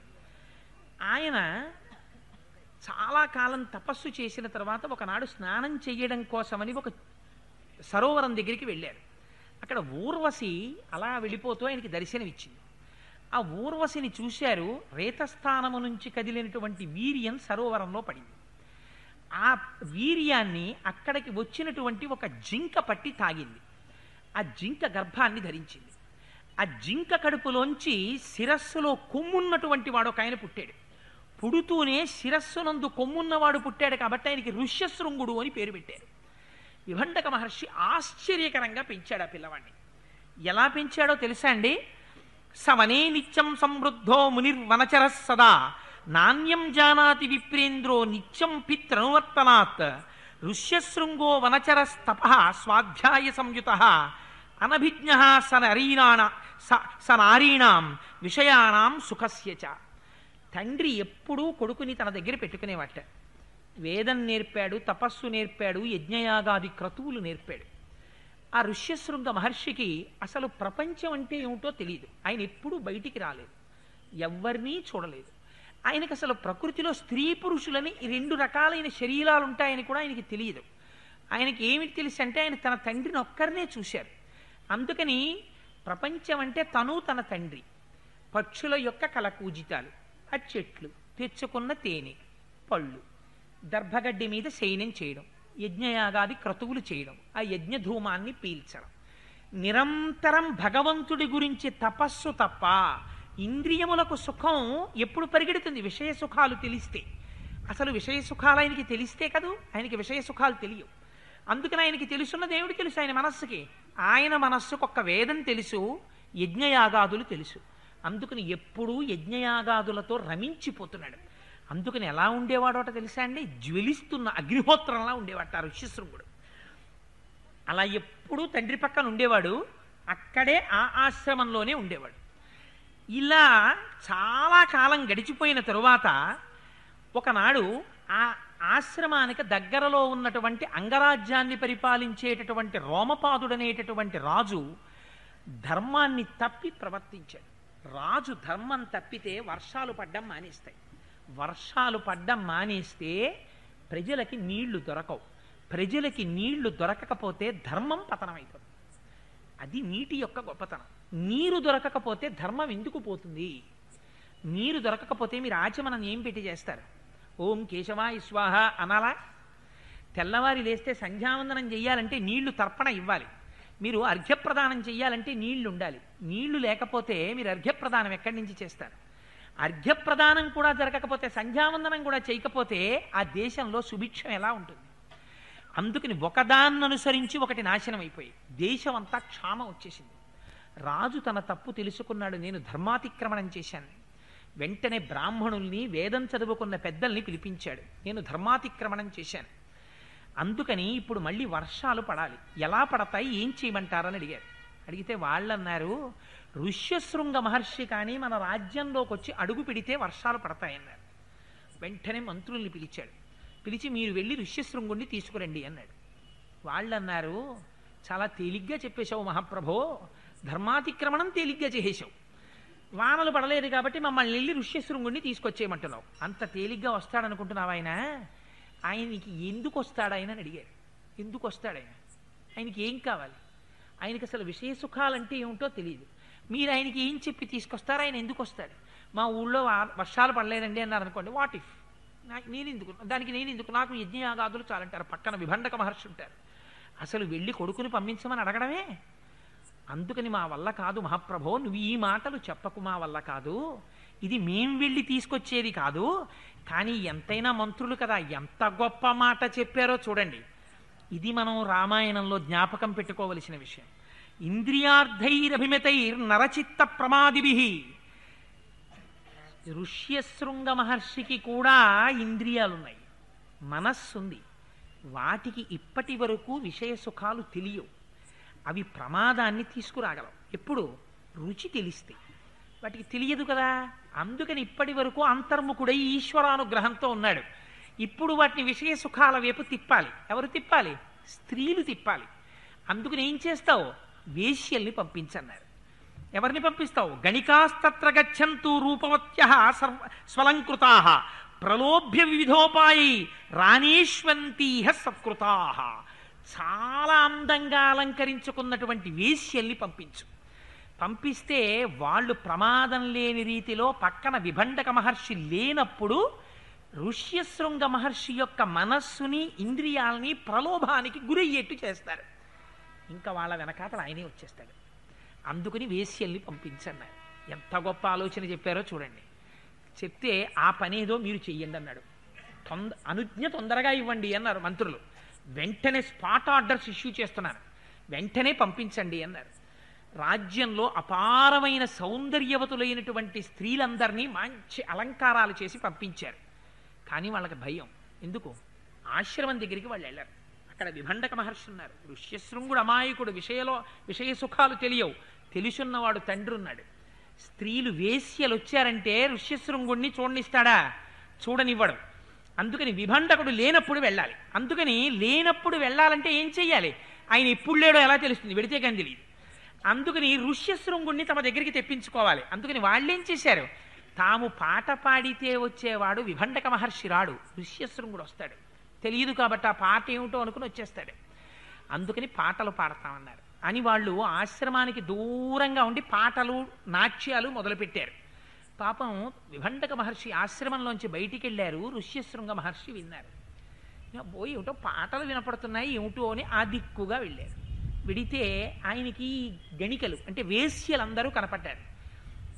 విచిత్రం ఏమిటో తెలుసా అండి? అసలు ఆయన వాళ్ళ ఆడవాళ్ళు అని ఆయన అనుకోలేదు. ఎందుకని? అసలు ఆడతనం మగతనం అన్న రెండింటిని ఆయన చూస్తే కదా, ఆయన ఎప్పుడు చూడలేదు. అందుకని ఆయన పురుషులని అనుకున్నారు. వాళ్ళని కూడా పురుషులే ఉంటారు ప్రపంచంలోనే ఆయనకు ఒక లక్షణం. అందుకని ఆయన ఏమని పిలిచారో తెలుసా అండి? పూజాం వై సర్వేషాం విధిపూర్వకం. మీ అందరినీ చూస్తే చాలా ముచ్చటగా ఉంది, ఎంత బాగా ఆడుతున్నారు, ఎంత బాగా పాడుతున్నారు, ఒక్కసారి మా ఆశ్రమానికి వస్తారా, మీ అందరికీ పూజ చేస్తాను, మహాపురుషులారా రండి అన్నారు. ఎందుకని? పురుషులనే అనుకున్నాడు ఆయన ఋష్యశృంగ మహర్షి. అనుకుంటే వీళ్ళన్నారు తప్పకుండా వస్తాం, మీ నాన్నగారు ఉన్నారా అన్నారు. మా నాన్నగారు లేరు, ఆశ్రమం నుంచి బయటికి వెళ్ళారు అన్నారు. అయితే మీ ఆశ్రమం చూడాలనుంది, వస్తామన్నారు. వెళ్ళారు. వెడితే ఆయనేమనుకున్నాడు? ఆయనకి పాపం తెలియదు స్త్రీలని. వాళ్ళని కూర్చోపెట్టాడు. ఇదం అర్ఘ్యం అన్నాడు, అర్ఘ్యం ఇచ్చాడు. ఇదం పాజ్యం అన్నాడు, పాజ్యం ఇచ్చాడు. పుష్పాలు పూజ చేశాడు, మెళ్ళో పుష్పహారాలు వేశాడు, ఫలాలనిచ్చి తినమన్నాడు. వీళ్ళేం చేశారు? అన్నీ తిని పిండి వంటల మూటలు విప్పారు. ఇవి నువ్వు తిను అన్నారు. అంటే ఆయన అన్నాడు అవి ఏమిటి అన్నారు. ఇవో రకం ఫలాలు అన్నారు వాళ్ళు. ఇంకా జింహని మొట్టమొదట ప్రలోభ పెట్టారు. ఆయన తిని ఫలాలు బాగున్నాయి అన్నాడు. పాపం అది కూడా తెలియదు ఆయనకి. ఎంత గొప్ప మహర్షో చూడండి నిజంగా ఋష్యశృంగుడు. అందుకే ఆదిశంకరాచార్యులు వారు మంచి మండుటెండలో వెళ్ళిపోతుంటే ఒక పెద్ద బండ కింద 2 కప్పలు ఉన్నాయి. ఆ కప్పలు ఎండలో నీళ్లలోకి దూకుదామని చూస్తున్నాయి. కానీ దూకడానికి కూడా ఓపిక లేదు, ఎండలా ఉంది. ఇది చూసి పక్కన పుట్టలోంచి పాము బయటికి వచ్చి పడగ విప్పి కప్పలకి నీడ పట్టింది. ఇదేమిట్రా, త్రాచుపాము ఏమిటి, కప్పలకి నీడ పట్టడం ఏమిటి, రమణ మహర్షి ఆశ్రమంలో నెమళ్ళు పాము కలిసి ఉన్నట్టు అని ఆశ్చర్యపోయి ఇక్కడ ఎవరో ఒక మహానుభావుడు తపస్సు చేసి ఉంటాడు అని ఒక్కసారి అంతర్ముఖులై చూశారు. ఋష్యశృంగ మహర్షి అక్కడ తపస్సు చేశారు. ఇది ఆయన తపోశక్తి అంటే. అప్పుడు తపస్సు చేస్తే ఇప్పటికీ కూడా శంకరాచార్యులు వారు ప్రయాణం చేసినప్పుడు కప్ప పాము పరస్పర శత్రుత్వం మర్చిపోయాయి. అటువంటి వాడు కనుక ఇవి కూడా పళ్ళే అంటే పళ్ళు తిన్నాడు. తిని మీ నాన్నగారు విభండక మహర్షి వచ్చేస్తారని వీళ్ళకి భయం. అందుకని వీళ్ళన్నారు మేము చాలా ముఖ్యమైనటువంటి కర్మాచరణం చెయ్యాలి, దైవకార్యం, అందుకని మేము బయలుదేరిపోతున్నాం అన్నారు. అని వెళ్ళిపోతూ వెళ్ళిపోతూ వాళ్ళు చేసినటువంటి గొప్ప పని ఏమి చేసి వెళ్ళిపోయారో తెలుసా అండి? వాళ్ళు ఒక్కసారి ఆ మహర్షి దగ్గరికి వచ్చి కస్త్వం కిం వర్తసే బ్రహ్మణ్యాతుమిచ్చామహే వయం ఏకస్త్వం విజనే ఘోరే వనే చరసి శంసనః. ఒక్కడివి నువ్వు ఇక్కడ అరణ్యంలో ఎలా ఉంటున్నావు అని అడిగి వెళ్ళిపోతూ వెళ్ళిపోతూ ఒక్కసారి గట్టిగా ఆయన్ని ఆలింగనం చేసుకున్నారు. తతస్తాస్తం సమాలింగ్య సర్వాహర్ష సమన్వితాః మోదకాన్ ప్రదదస్తుస్మై భక్షాంశ్చ వివిధాన్ బహూన్. ఆ వేశ్యలు వెడుతూ వెడుతూ దగ్గరికి వచ్చి ఋష్యశృంగ మహర్షిని గట్టిగా కౌగిలించుకొని వాళ్ళు తెచ్చిన పిండి వంటలు ఆయన చేతిలో పెట్టి వెళ్ళిపోయారు. ఏదో మార్పు వచ్చేసింది ఋష్యశృంగ మహర్షిలో. వాళ్ళు వెళ్ళిపోయారు. కానీ వాల్మీకి మహర్షి ఎంత అందంగా చెప్పారో తెలుసా అండి? గతాసు తాసు సర్వాసు కస్యాపశ్యాత్మజోద్విజ కాశ్యపశ్యాత్మజోద్విజ అస్వస్థ హృదయశ్చాసి దుఃఖాత్స్మ పరివర్తతే. ఏమిటో నా మనస్సు ఇవాళ దుఃఖానికి గురవుతోంది. ఇన్నాళ్ళు నాకు అసలు దుఃఖం అంటే ఏమిటో, బెంగ అంటే ఏమిటో తెలియదు. ఏమిటో బెంగగా ఉంది, ఎవరినో చూడాలనుంది, వాళ్ళతో ఉండాలనుంది అని ఎవరి కోసం నేను ఇలా అలమటిస్తున్నాను అని ఆలోచించారు. వాళ్ళు గుర్తొచ్చారు, వేశ్యలు, ఇంకా పురుషులు అనుకుంటున్నారు ఆయన. అనుకుని వాళ్ళని చూసొద్దామని మళ్ళీ వాళ్ళ దగ్గరికి వెళ్ళిపోయారు. వెళ్ళిపోతే వాళ్ళు అన్నారు, నిన్నను మేము నీ ఆశ్రమానికి వచ్చాం కదా, నువ్వు ఇవాళ మా ఆశ్రమానికి వస్తావా అన్నారు. అయ్యో తప్పకుండా వస్తాను అన్నారు. ఎక్కడ మీ ఆశ్రమం అన్నారు. ఇక్కడే రా అని తీసుకెళ్ళారు. ఎక్కడికి తీసుకెళ్లారు? అంగరాజ్యానికి తీసుకెళ్లారు. తీసుకెడితే ఏం జరిగిందో తెలుసా అండి? ఇది భారతీయ ధర్మం అంటే, ఇది మహర్షుల యొక్క గొప్పతనం అంటే. ఆయన అక్కడికి వచ్చారంతే, అంగరాజ్యంలో అడుగు పెట్టారు ఇలాగా. తత్ర చానీయమానేతు విప్రే తస్మిన్ మహాత్మని వవర్ష సహసాదేవో జగత్ ప్రహ్లాదయం స్తదా. ఇలా అడుగు పెట్టడం ఋష్యశృంగ మహర్షి పైనుంచి బ్రహ్మాండమైన వర్షం పడ్డం ఒక్కసారి జరిగింది. అంగరాజ్యం అంతా, క్షామమంతా పోయి బ్రహ్మాండమైన వర్షం పడింది. ప్రభు పరుగు పరుగున ఎదురొచ్చాడు, సాష్టాంగ నమస్కారం చేసి, మహాప్రభో మిమ్మల్ని ఇలా తీసుకొచ్చినందుకు మీ తండ్రి గారికి కోపం రాకుండా నన్ను కాపాడండి అన్నారు. మా తండ్రి గారికి కోపం రాకుండా నేను కాపాడతాను అన్నారు. తన అంతఃపురంలోకి తీసుకెళ్లారు. అంతఃపురం ప్రవిశ్యాస్మై కన్యాం దత్వా యథావిధి శాంతాం శాంతేన మనసా రాజా హర్ష మవావసహ. తన కుమార్తె అయినటువంటి శాంతని రోమపాదుడు ఋష్యశృంగ మహర్షికిచ్చి వివాహం చేశారు. శాంత రోమపాదుని యొక్క కుమార్తె. రోమపాదుని యొక్క కుమార్తె అయినటువంటి శాంతనిచ్చి వివాహం చేశారు. వివాహం చేసిన తరువాత ఇంకా చాలా కాలం ఋష్యశృంగ మహర్షి అక్కడే ఉన్నారు. ఆ రోమపాదుడి యొక్క అంతఃపురంలో ఉంటే ఈ విషయాలు సుమంత్రుడు దశరథ మహారాజు గారికి చెప్పాడు. ఏ మహానుభావుడు అడుగు పెడితే వర్షాలు పడ్డాయో ఆ మహానుభావుడు నీ యాగానికి కూడా వచ్చి కూర్చోవాలి. కూర్చుని యాగం చేయిస్తే నీకు కొడుకులు పుడతారని ఆనాడు సనత్కుమారుడు చెప్తే నేను విన్నాను. అందుకని ఆయన్ని తీసుకురావడానికి నువ్వే వెళ్ళాలి. అంతఃపుర పరివారంతో కలిసి ససైన్యంగా వెళ్ళి ఆహ్వానించమంటే పాపం దశరథ మహారాజు గారు అంగరాజ్యానికి వెళ్ళాడు. 7-8 రోజులు ఉన్నాడు. తాను ఎందుకు వచ్చాడో చెప్పలేదు. రోమపాదుడు కూడా దశరథ మహారాజు వచ్చాడని ఎంతో సంతోషించాడు. 7-8 రోజులు సంతోషంగా గడిచిపోయింది. ఇంకా దశరథ మహారాజు గారు బయలుదేరిపోతున్నారు. బయలుదేరిపోతూ ఇప్పుడు తన వంశం నిలబడడం ఋష్యశృంగ మహర్షి చేతిలో ఉంది. ఆయన ఎందుకు వస్తాడు రమ్మంటే? నా వంశం నిలబెట్టడానికి నువ్వురా అంటే వచ్చేవాడా? విషయ సుఖాలకి పడిపోతాడా? ఇంద్రియలోభం కోరుకుంటాడా? సత్కారం కోరుకుంటాడా? ఏమిచ్చి తీసుకొస్తారు మీరు ఆయన్ని? అందుకని భయపడుతూ రోమపాదుడిని అడిగాడు. ఇది ధర్మం. అల్లుడు గారి ఇంట్లో ఉన్నా ఎంత గొప్పవాడైనా మామగారి ఇంట్లో ఉంటే మాత్రం మామగారిని అడగచ్చు. పెద్దవాడు కాబట్టి. పితృపంచకంలో ఒకడు కన్యాదానం చేస్తే మామగారు. ఇవాళ రేపు మామగారు అంటే చాలా చులకన అనుకుంటున్నారు. మామగారంత చులకనవాడేం కాడు. పితృపంచకంలో ఒకడు. మామగారి ఇంట్లో కూతురు అల్లుడు ఉంటే మామగారిని అడగచ్చు, అయ్యా మీ అల్లుడు గారిని కూతుర్ని మా ఇంటికి ఒకసారి పంపించండి అని. కూతుర్ని అల్లుడిని బెట్టు పెట్టి పిలవక్కర్లా. మామగారిని అడిగితే మామగారు వెళ్ళమంటే వెళ్ళాలి. కూతురు అల్లుడు ఇది ధర్మం. అంత ధర్మం మామగారికి కూడా తెలిస్తే. అందుకని ఆ మామగారి దగ్గర ఉండగా దశరథ మహారాజు గారు వెళ్ళి అడిగారు, అయ్యా మరొక్కలా అనుకోకు, నాకు ఒక ముఖ్యమైన కార్యం ఉంది అన్నాడు. చెప్పలేదు. ఒక ముఖ్యమైన కార్యం ఉంది, నీ కుమార్తెని అల్లుణ్ణి నాతో పంపించవయ్యా అన్నాడు. తప్పకుండా పంపిస్తాను అని చెప్పి రోమపాదుడు మనసా కౌగిలించుకుని వక్షస్థలము రాసుకునేట్టుగా కౌగిలించుకున్నట్టే. ఎంత ప్రీతో చూడండి రోమపాదుడికి. తన కుమార్తె శాంతని తన అల్లుడు ఋష్యశృంగుణ్ణి పిలిచి దశరథ మహారాజు గారితో కలిసి అయోధ్యా నగరానికి వెళ్ళమన్నారు. ఎప్పుడైతే వస్తున్నాడని తెలిసిందో ఇంకా వెంకటాచలంలో పూరాభిషేకం టిక్కెట్ దొరికితే ఎంత సంతోషంగా ఉంటామో అంత సంతోషపడిపోయాడు మహానుభావుడు దశరథ మహారాజు గారు. సంతోషపడిపోయి కబురు చేశాడు, రాచవీధులన్నిటా పన్నీరు చల్లండి, ధూపాలు వెయ్యండి, పుష్పమాలికలు అలంకారం చెయ్యండి, ఋష్యశృంగుడితో వస్తున్నారని. రథంలో బయలుదేరి అయోధ్యానగర ప్రవేశం చేశారు. చేసి శాంతని ఋష్యశృంగుణ్ణి తీసుకుని అంతఃపురంలోకి వెళ్ళారు. ఆ చుట్టుపక్కల ఉన్న ఆ అంతఃపుర స్త్రీలందరూ కూడా పొంగిపోయారు. ఇన్నాళ్లకి శాంత నువ్వు నీ పతి అయినటువంటి ఋష్యశృంగుడితో కలిసి వచ్చావని. అందుకని శాంత రామచంద్రమూర్తికి తోడ పుట్టినదిగా రామాయణంలో చెప్పలేదు. రోమపాదుని యొక్క కుమార్తెగా మాత్రమే చెప్పారు. నాకు బాగా స్నేహితుడైన వారు ఉన్నారనుకోండి, వాళ్ళమ్మాయి మా అమ్మాయిని ఒక్కలాగే చూస్తాం. చూస్తే నా స్నేహితుడి అల్లుడు నా అల్లుడుగానే చెప్తాను. మా అల్లుడు గారండి అంటాం. ఎందుకని? స్నేహితుడితో ఉన్నటువంటి స్నేహబంధం చేత. అంతేకాని శాంత రోమపాదుని యొక్క కుమార్తె. అందుకని ఆ శాంతారుష్యశృంగులిద్దరూ అయోధ్యానగరంలో ప్రవేశించారు. ఇంకా రేపటి రోజున అశ్వమేధయాగాన్ని పుత్రకామేష్టిని దశరథ మహారాజు గారు ప్రారంభం చేస్తారు. రేపు రామలక్ష్మణ భరత శత్రుఘ్నులు జన్మిస్తారు. రేపటి నుంచి ఇంకా రామాయణం కొత్త ఊపును అందుకుంటుంది. రేపటి నుంచి 6:30 ప్రారంభం చేద్దాం.